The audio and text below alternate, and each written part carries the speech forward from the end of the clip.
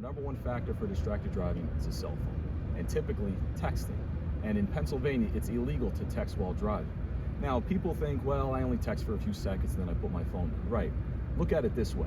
According to the National Highway Traffic Safety Administration, the average text, whether you read or write it, is 5 seconds. So if you're traveling 55 miles an hour, that's equivalent to traveling the length of a football field with your eyes closed. So that really puts it into perspective how long your eyes are off of the road. We need to understand that it could wait, and if you're really expecting that email, that text message, pull over, read it, write that message, and get back on the road safely.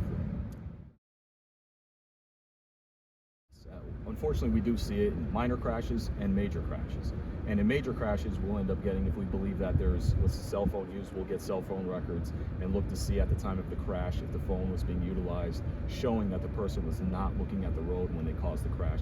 Every investigation is different, but unfortunately we see it. And you know what, just driving the interstates and the roadways every single day on our job, we see people doing everything else but keeping their eyes on the road, reading the newspaper, putting makeup on, eating breakfast while they're driving. People need to understand, maintain eyes on the road, keep yourself and everybody else safe. There's other states now that you can't even be holding your phone while you're driving.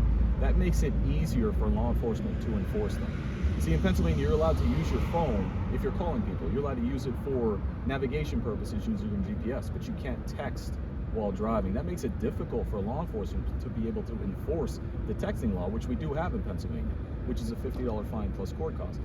But again, still being allowed to use your phone while you're driving makes it difficult for us. So I think that would help us being able to enforce it, and enforcing something helps make a problem end. And that's what we need. We need to be able to end distracted driving. We need to be able to end texting and driving.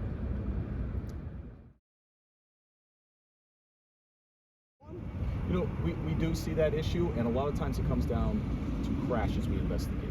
Maybe there's a medical diagnosis there where a doctor's saying you shouldn't be driving, but they're not listening to that, and it's difficult for the family to take the keys and really have that conversation with the family member, so they don't. So in that case, what troopers will do is they will do a request for a special driver's exam with PennDOT. PennDOT receives our report, and then they investigate, they talk to the doctor, and if they realize that they shouldn't be driving with their medical diagnosis, then they revoke the driver's license.